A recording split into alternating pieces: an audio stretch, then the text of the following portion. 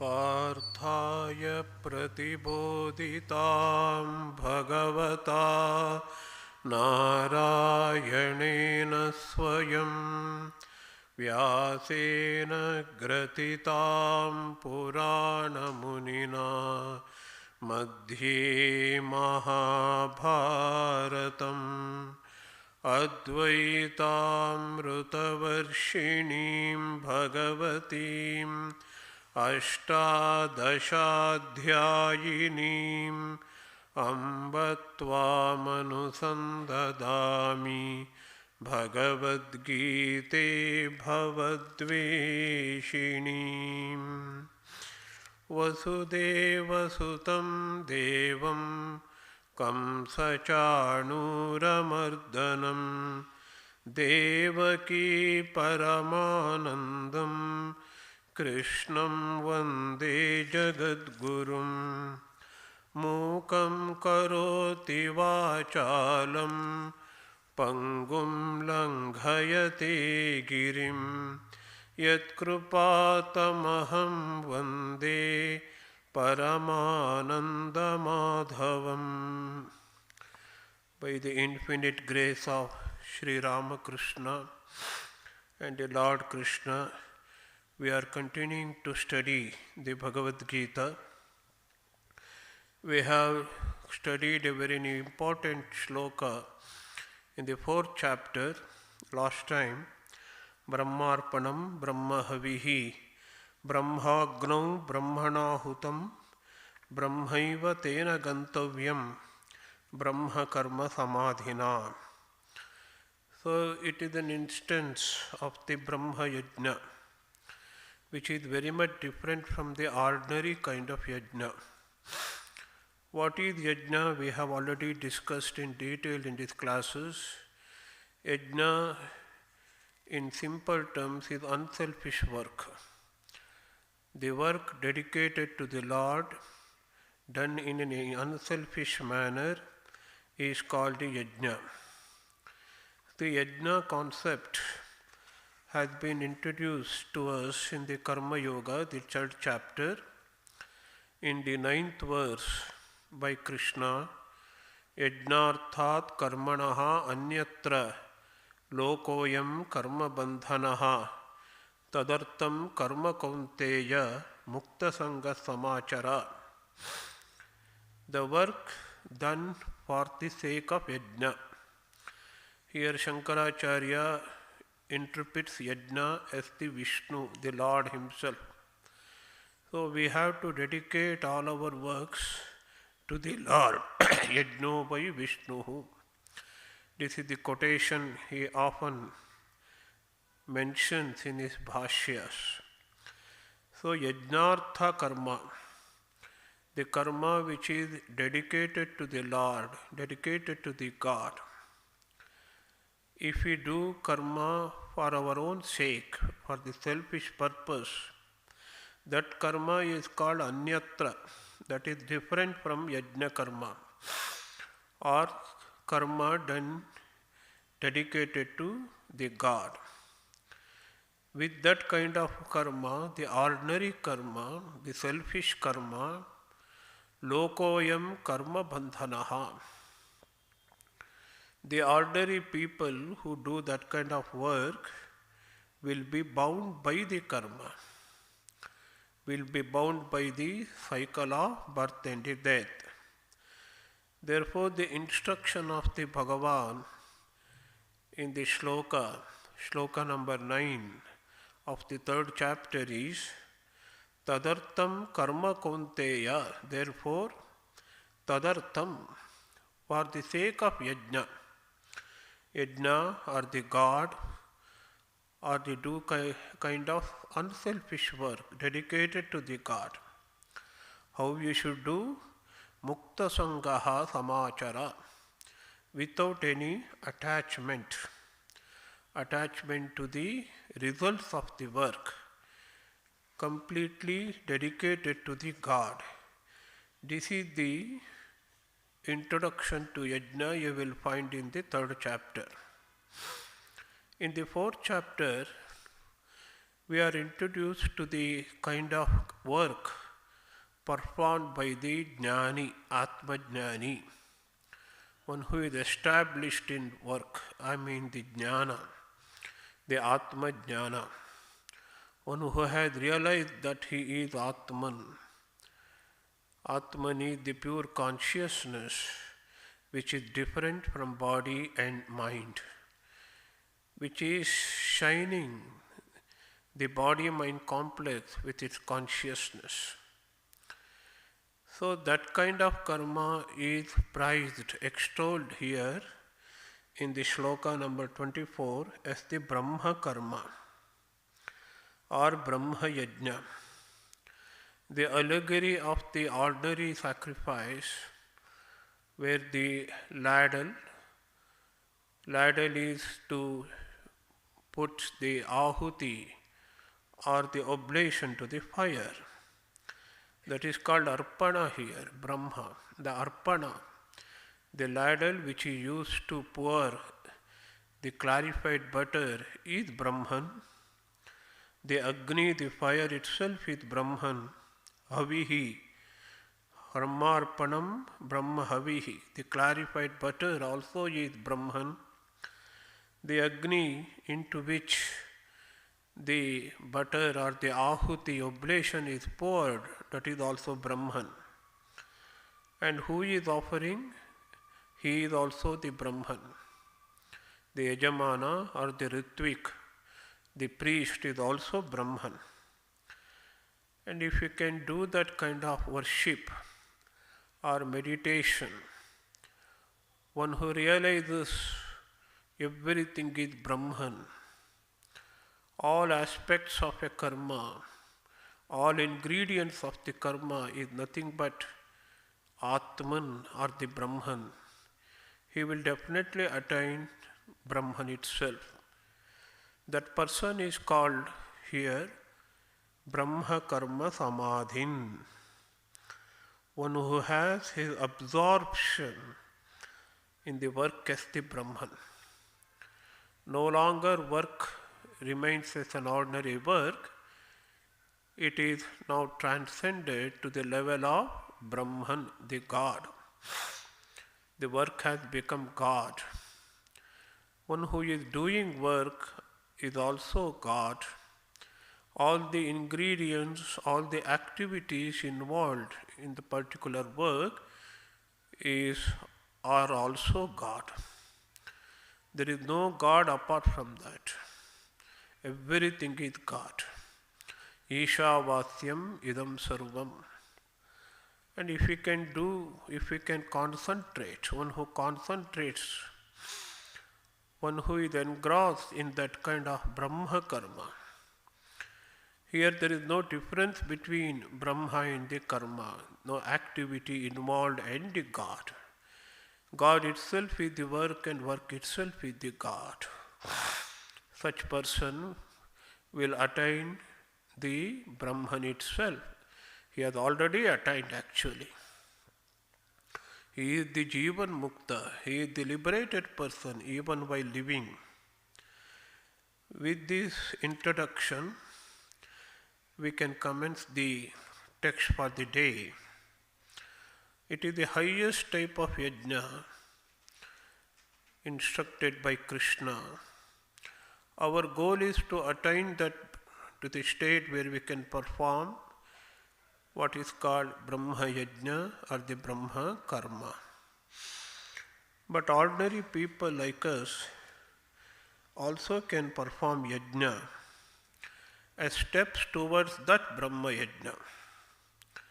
Brahma Yajna is the dhyaya, the ultimate goal, but in smaller ways we can perform yajna in different ways so that we can achieve the mental state or spiritual state in which we will be able to perform the Brahma Yajna. So, several kinds of yajnas are enumerated by Krishna, and there are various kinds of yogis. Yogis, the seers, the spiritual aspirants, who do different kinds of yajna. But their ultimate goal is Brahma Yajna, which has already been spelled out in the shloka number 25. Now the inferior kind of yajna, they are not actually inferior, they are preliminary preparations so that we can achieve that matured mental state or the spiritual state in which we can perform the jnana yajna or the Brahma yajna. So what are those yajnas? Krishna says in the shloka number 25, Daivameva pare yajnam yoginaha paryupasate brahmagnau apare yajnam yajnenaiva upajuhvati. Let us convert this text into kind of prose order. Apare yoginaha, other yogins. So already we have learnt the highest type of yajna is Brahma yajna. One who can perform, one who can see everything as Brahman, that yajna is performed of the highest type of the yogins. He is also called Jivan Mukta or the Jnani, etc. But there are other yogins who are unable to achieve that state. They also are yogins. But they are aspirants, mumukshavaha. Such people, daivameva yajnam paryupasate. They do sacrifice relating to devas alone. Daivam eva means relating to the devas. So here the yajna is of the type of duality. In the Brahma yajna, it is non-dual yajna. There is no difference between performer and the deity involved. Everything is Brahman. Here, Daivama yajna is, I am performing an yajna to propitiate a certain god. Indra, Varuna, Vishnu, Shiva, etc. So the idea is duality, I am different from that deity. So these yogis are termed as karminaha by the Shankaracharya. These people are not jnanis, they are mere doers of work, sacrifice. Sacrifice is a work. They have no higher purpose at all. They have no intention for jnana. Jnana is of non-duality, advaita, where one recognizes the Godhead everywhere.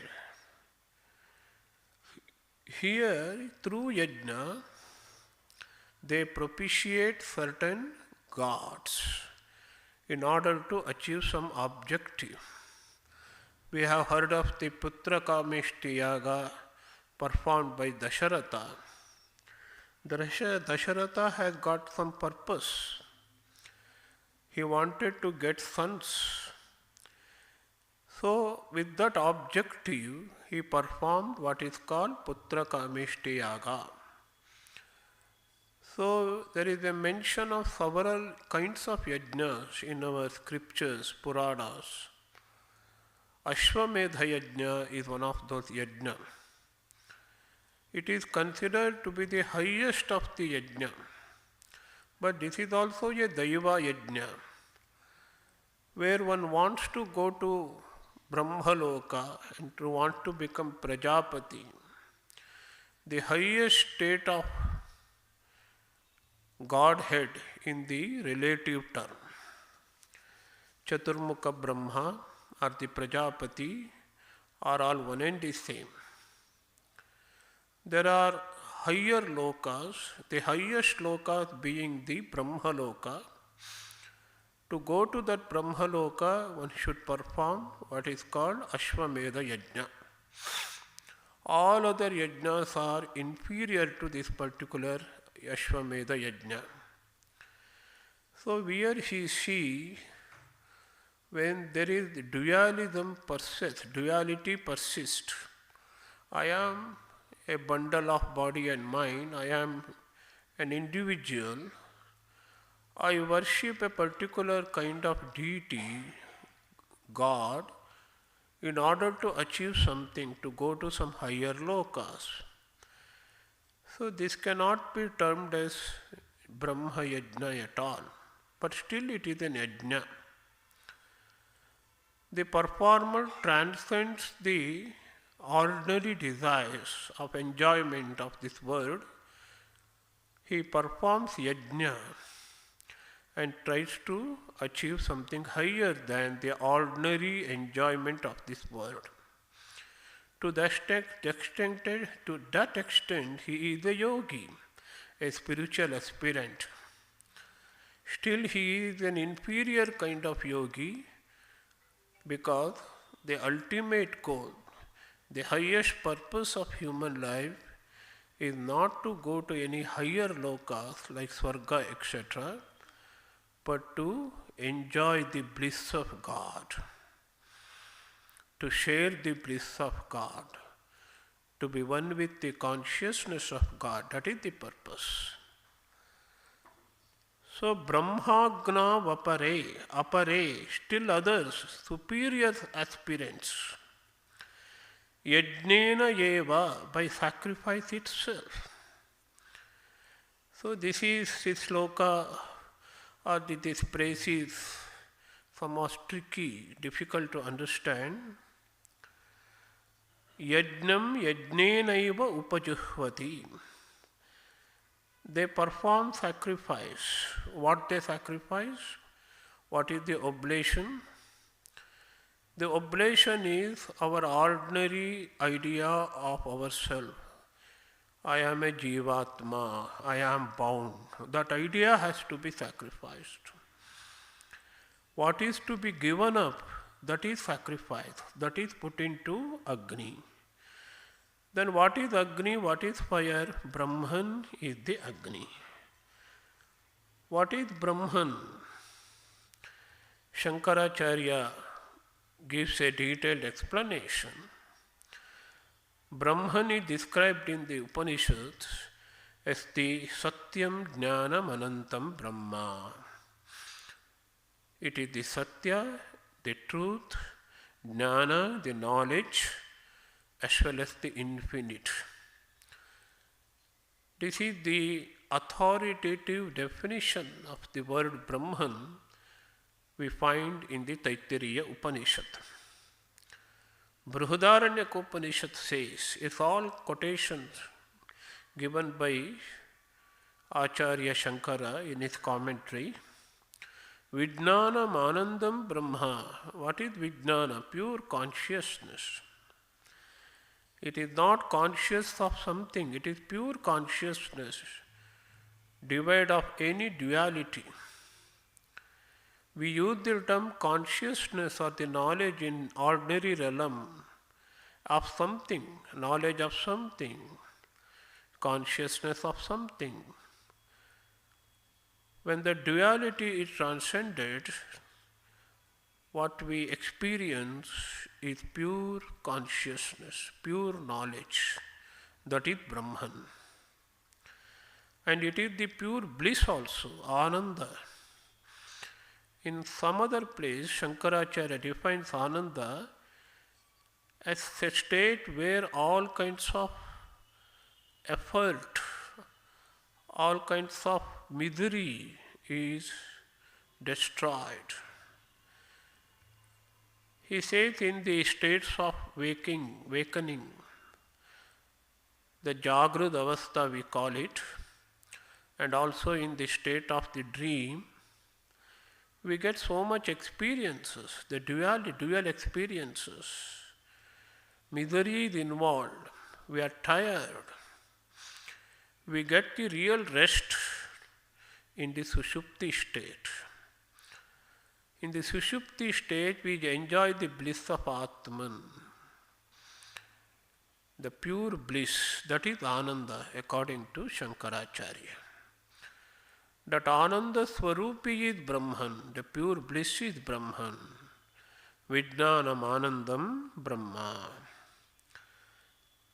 Once again, Shankara quotes from the Brihadaranyaka Upanishad, Yas Sakshat Aparokshat Brahma Ya Atma Sarvantaraha. These are all the authoritative definitions of the term Brahma we find in the Upanishads. Sakshat means direct experience.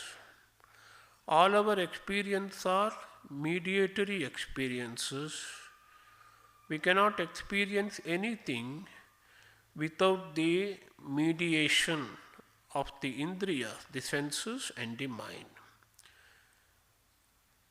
What we can experience directly is ourselves, our own Atman. That Atman itself is Brahman. That is why it is called aparoksha. It is not mediate, it is immediate. There is no interference of the senses and the mind. It is aparoksha as well as in real term it is Brahman. It is the primary meanings, he says in his commentary. Brahma word is used in many senses. When we meditate, we think some God, some form of God, goddesses is Brahman or the supreme deity. If we meditate on Ganesha, we think Ganesha is himself is Brahman. Ganesha is himself is the supreme deity. All other forms of the Brahman, when we give name and form, they are all Apara Brahman. But in its purest sense, in the primary sense, it is pure consciousness, aparoksha. It is an immediate experience. That Brahman is spoken of here. That Atma, that itself is Atma. What we call I, which is different from body and mind, consciousness. There is no difference between Atma and Brahma. The same Atman, Brahman, same consciousness is everywhere. Sarvantaraha. It is in the heart of everyone. Everyone has got it. The inner core of every being on this earth is the Brahman or the Atman. And this is also beyond the experience of the samsara. In the ordinary existence, we experience hunger, thirst, etc., death, birth, etc. These are called the samsara dharmas. So this idea of supreme reality is beyond that. Ashanayadi sarva samsara dharma varjitam. The best teaching, the perfect teaching of Brahman found in the Upanishad is neti neti. Because Brahman cannot be described in words, avang manasa gochara. This is not this, not this. When we negate everything that is not Brahman, what we arrive at is Brahman, the pure consciousness. Whether it is Brahman is body? No. Whether it is mind? No. Whether it is intellect? It is not. Then what? We face to face, at last we will come face to face with the Brahman as the immediate experience, the direct experience of the pure consciousness. That Brahman itself is the Agni here. It is the Agni into which the Ahuti oblation is poured. What is oblation? Yajna. Yajna is the oblation. Yajnam. Shankaracharya defines this yajnam as yajna shabda vachya atma. Atma, the individual self. What is the difference between individual self, the Jivatma, and the Brahman? Absolutely no difference in reality. It is Brahman itself, but the ideas of the body and mind and the intellect are superimposed on that pure idea of Brahman. What we call Jivatma is a false idea. False superimposition has taken place. It is just like seeing snake on the rope.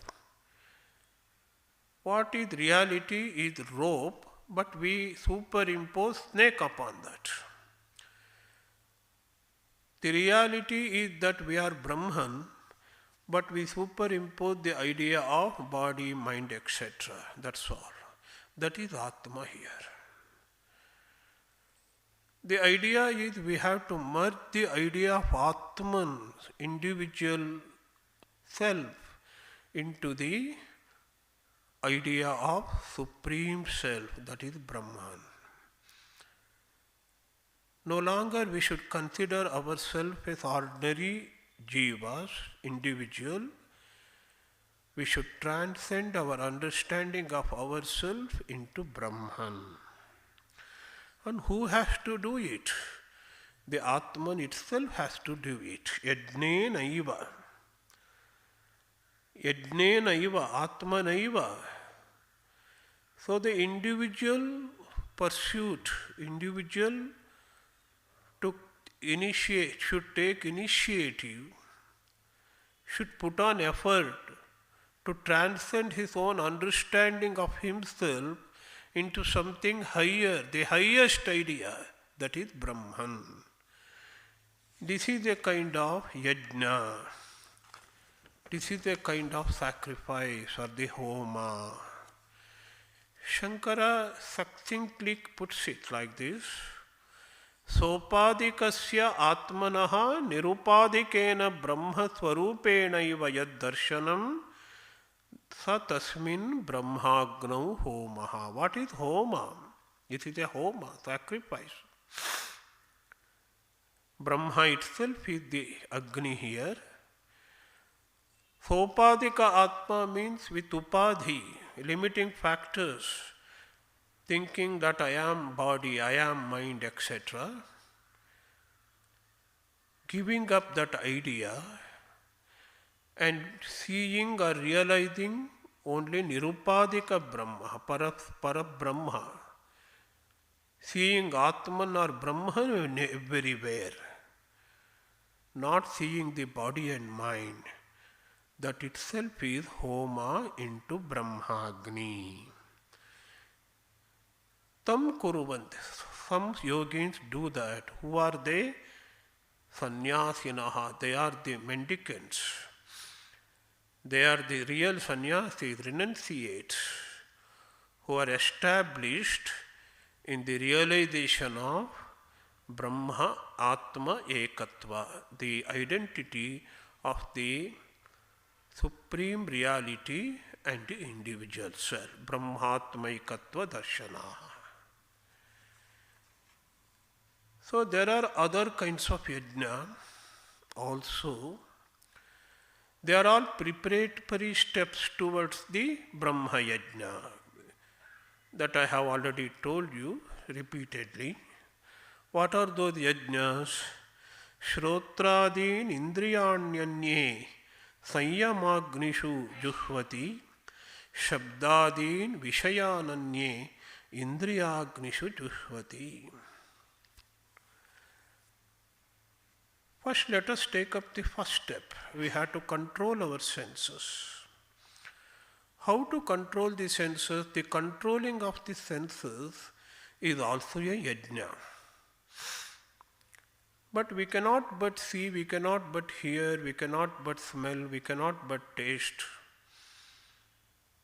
We should continue to do, we should continue to interact with the objects of the senses. But every kind of work, every kind of experience through the senses we should transform into a kind of yajna. Let us take up the second line first. Shabdadin Vishayan Anye. There are other yogins who are still in the preparatory stage. They perform yajna. What is Agni here? The fire. The Indriyas themselves are Agni. That means there is an interaction between senses and the objects of the senses. For example, I is the Indriya and the form or the Rupa is the Vishaya, object of the senses. In the same way, ear is an Indriya and Shabda is an Vishaya. So we should continue to interact with the objects of the senses through the senses, but we should be extremely careful. We should not be drawn by the objects of the senses for the pleasure, because the objects of the senses draw our senses, and that will make us extrovert, worldly. We will be attracted to the objects of the senses, and we will be deprived of the spiritual bliss or the spiritual advancement. So Shankaracharya says, Shrotradibihi aviruddha vishaya grahanaha. It is impossible for us to cut off the senses from the sense objects. We should continue to interact with the sense objects of the senses, but we should be very discriminate in that.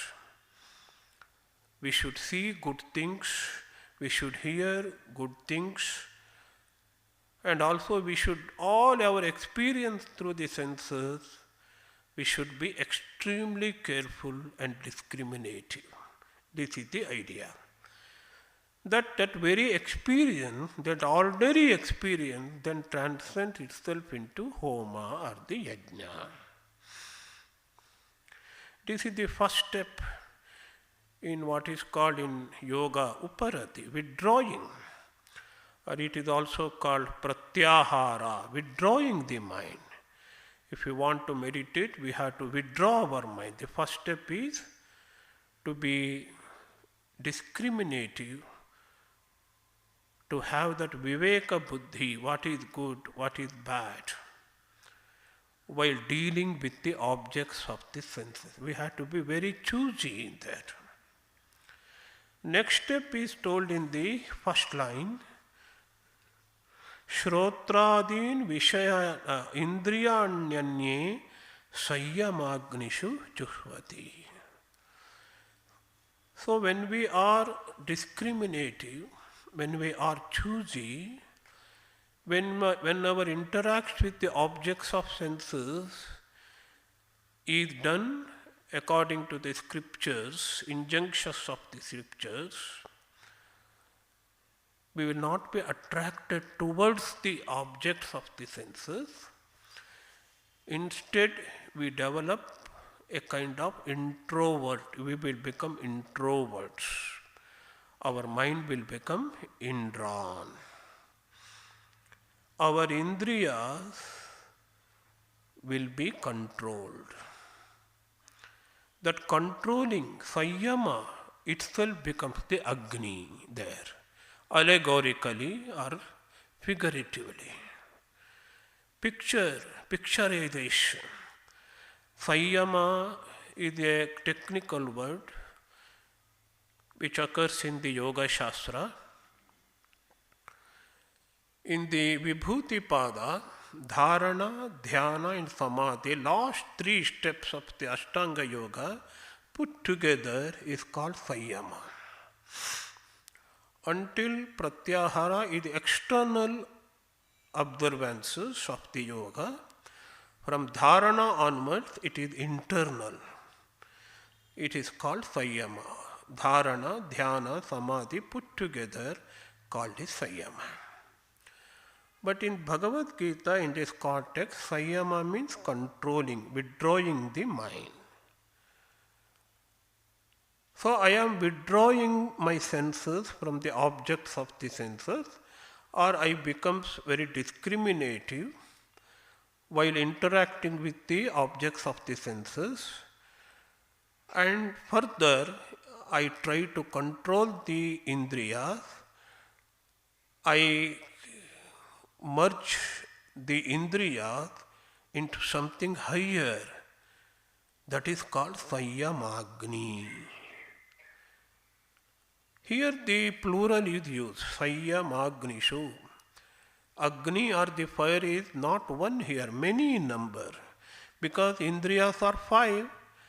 For each controlling the indriyas, there are Sanyama or the controlling is different. Prati indriyam Sanyamaha bidhyate, in the words of Shankara. For every indriya, the controlling or the restraints become different. Restraint of the eye is different from the restraint of the ears. Restraint of the touching sense indriya, touching sense of touching is different from the restraint of the sense of the taste.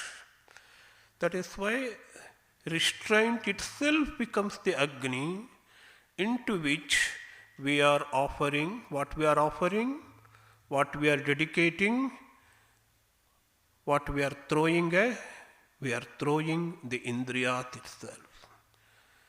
So indriyas have to be completely restrained. They should not be allowed to go towards their respective objects. That is the idea here. So these are all the preliminary steps, as I told you repeatedly, to achieve the great status of the Brahma Yajna.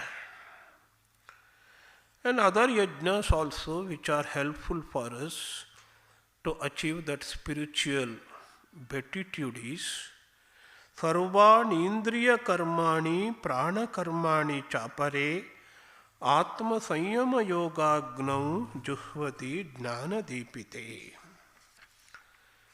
All kinds of Indriya Karmas.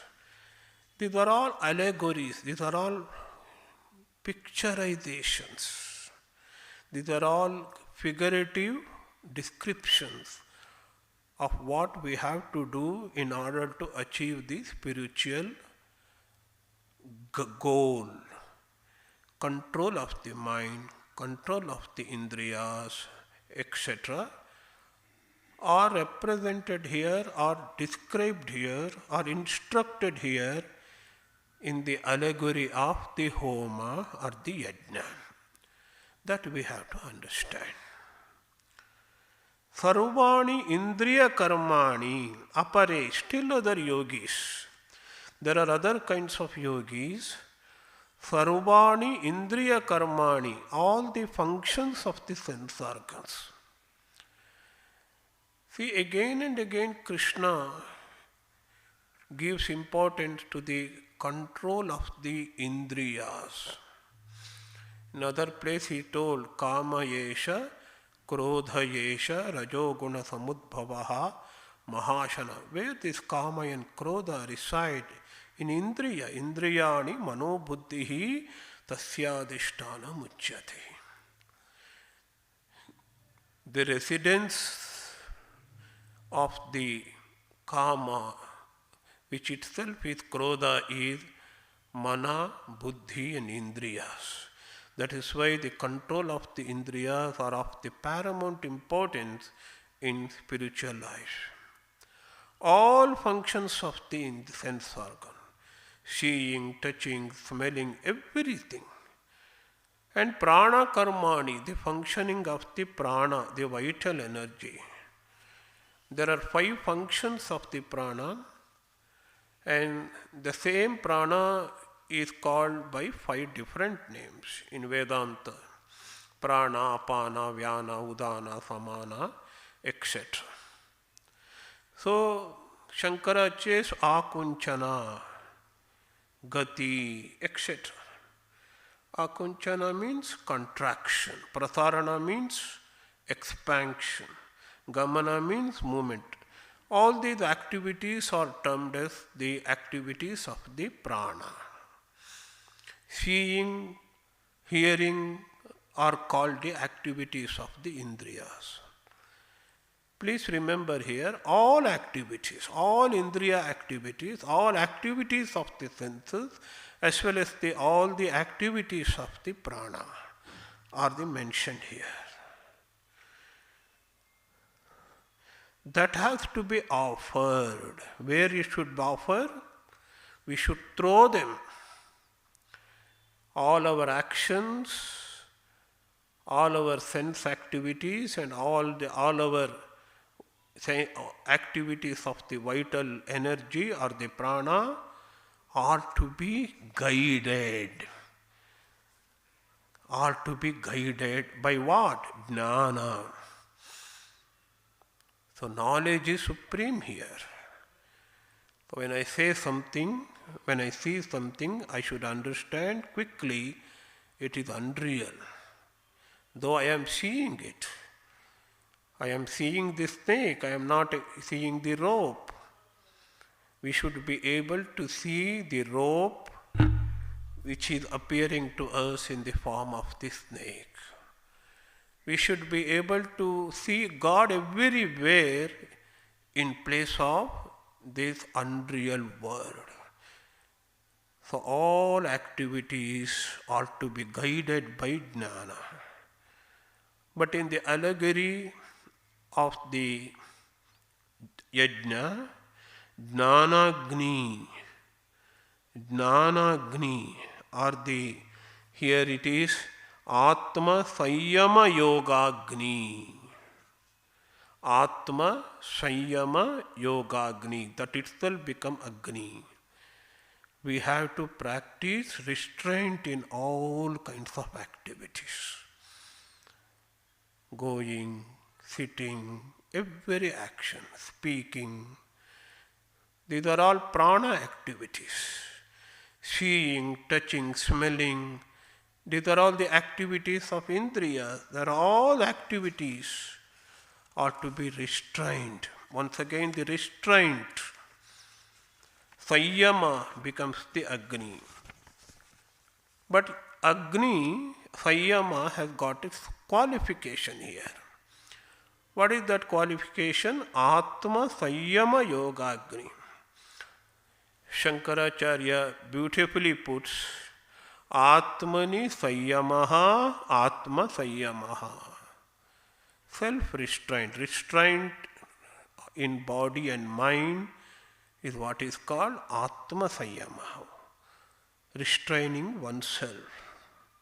Discipline of self-restraint is called Atma Sanyama. That Atma Sanyama itself is the yoga. Discipline.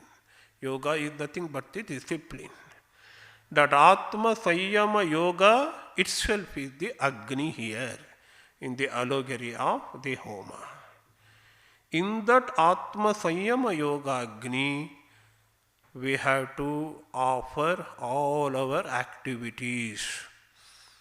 The activities of interacting with the sense objects, the activities of the vital energy, movement, contraction, expansion of the body and other functions, everything is involved here. The activities of the senses and the activities of the prana means all activities, even the mechanical activities of the body, activities of the mind, everything is involved here. So everything to be restrained.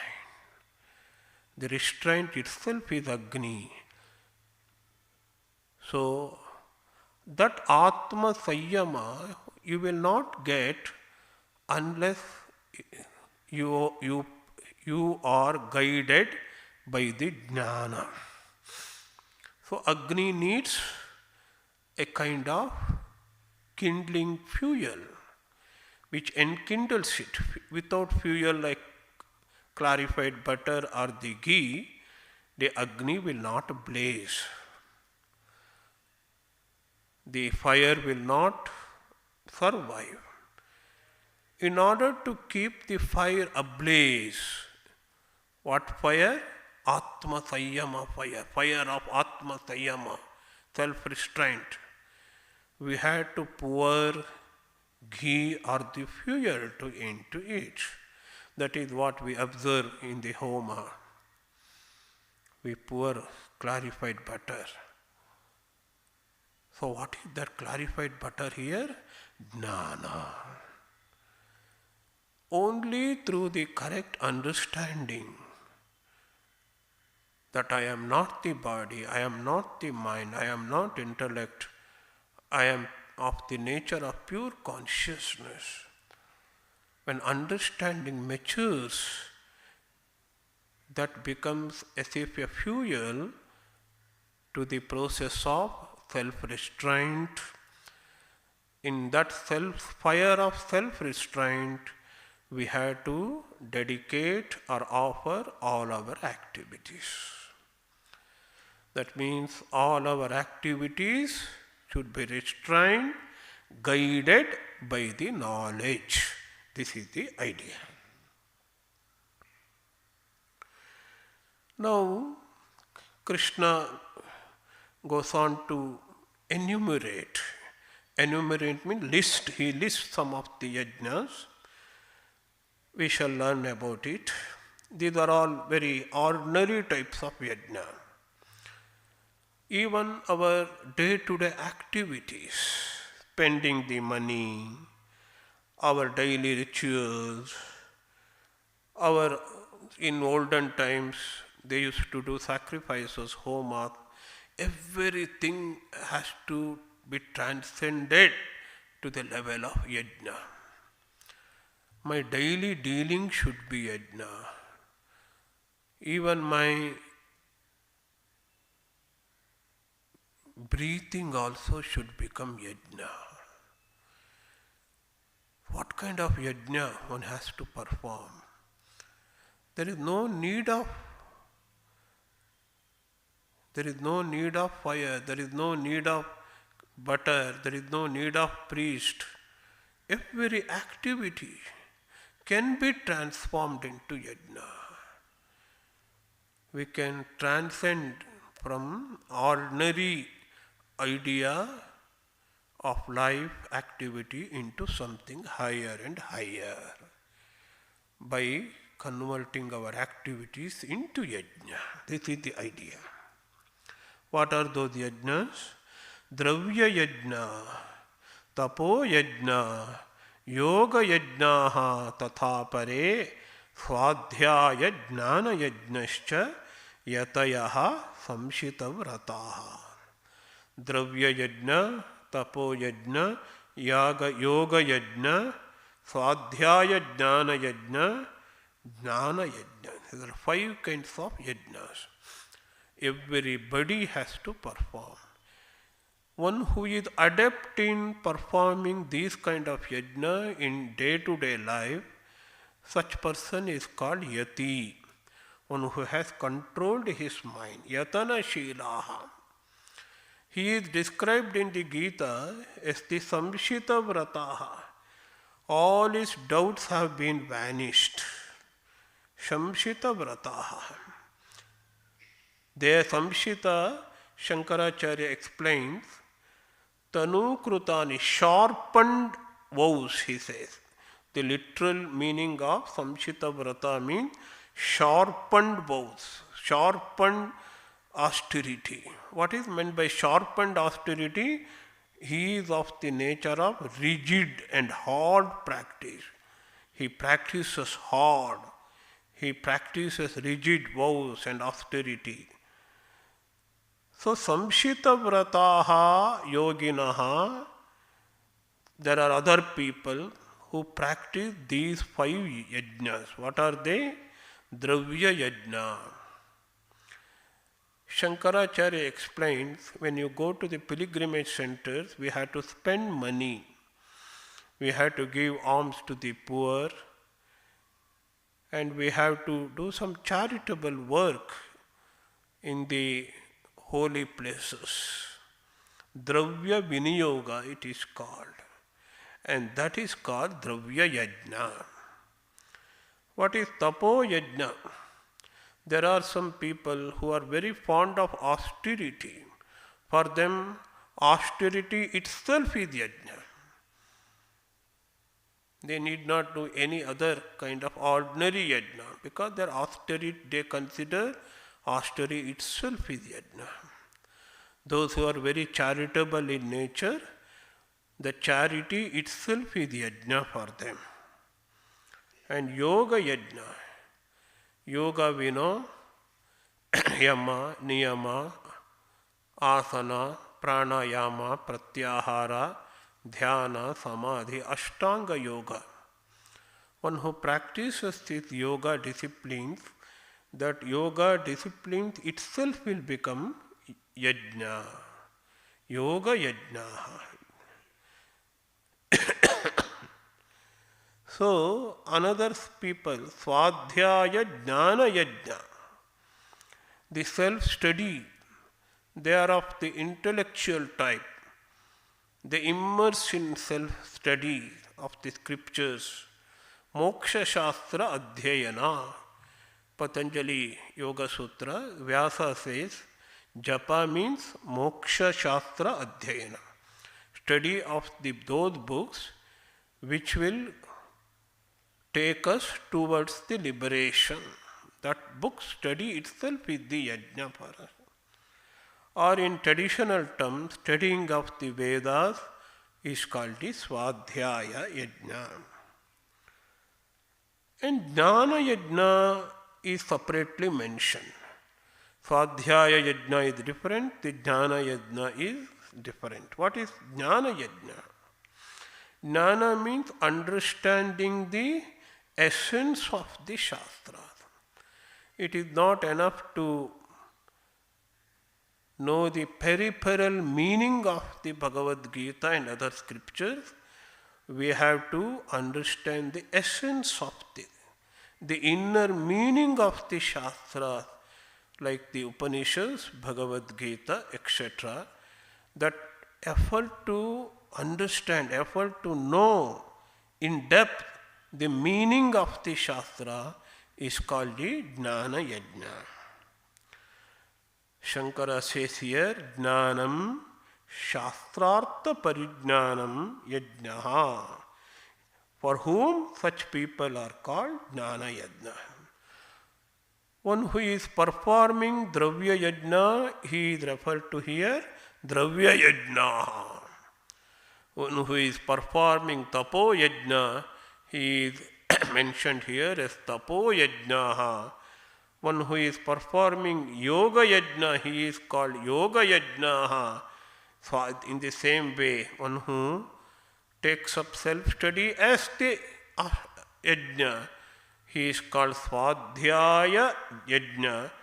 And one who is put on all efforts to understand the inner meaning of the Yajna, he is called the Jnana Yajna. They are all Yatayaha.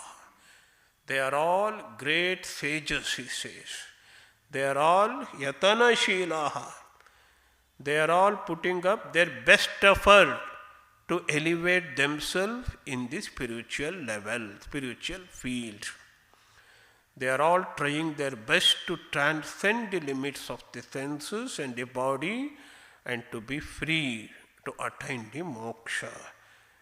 And they are all of the rigid vows and the austerity, hard practice, samchita vrataha. Now comes the next shloka. In this next shloka, it is very interesting what we call pranayama. Our breathing is nothing but pranayama. Even the ordinary breathing can be transformed into a kind of yajna. transcending the ordinary breathing into kind of yajna is called in yogic terms as pranayama. Now we should understand very clearly what is pranayama. According to yoga as well as the commentator Shankaracharya here, pranayama is stopping both exhaling as well as inhaling. If we can stop the breath, that is called pranayama. So pranayama is of the three types. First two types are of lower types and the third one is real pranayama. What is the first type? You inhale and stop breathing. You take air in and you stop it there. That is Puraka Pranayama. And then you exhale completely and stop the breath outside. This is Rechaka Pranayama. These both Rochaka Pranayama and Puraka Pranayama is of preliminary types. And what is real pranayama? Control of the breath is, I am neither exhaling nor inhaling. If I am able to completely stop working of the air, breathing, that is called real pranayama. The stoppage of the air is called kumbhaka. Rechaka kumbhaka, that means Puraka kumbhaka, filling our lungs with the air and stop there for few seconds, and exhaling and stopping the air outside itself, that is Rechaka kumbhaka. If you are able to stop the breathing itself, not performing, not engaged in either exhaling or inhaling, that is the real kumbhaka, real pranayama. So some people do that pranayama, practice of pranayama itself becomes the yajna for them, for such yogis. That is why the next shloka says, apane juhvati pranam, prane apanam tatha pare, pranapana gati rutva, pranayama parayanaha. So in order to understand this shloka, first we have to understand the meaning of the pranayama. I have just explained with you. Then what is prana? Pranayama. Pranayama has to be done by controlling or stopping prana and apana. Then what is prana? Prana means here, when we exhale, the air goes from within to outside, that is the prana.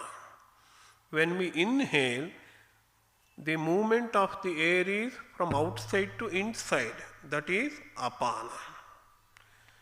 So in the words of the Shankara, outgoing of the breath, exhalation through mouth, sometimes through the mouth or sometimes through the nostrils, that is the movement of the prana. That function is called the prana. Opposed to that, movement of the apana is going down, inhalation. When he inhales, the air goes inside. That movement is apana movement. So prana and apana we have understood. Controlling that and stopping that is called pranayama. One who is engaged in that pranayama, they are also doing some kind of yajna. So we have to Yet to study the first line, prane apanam, apane pranam, etc. Apane jushvati pranam, prane panam tatha pare. This needs some time. We shall take it up in the next class. Om Shanti Shanti Shanti Hari Om Tat Sat Shri Ram Krishnarpanamastu.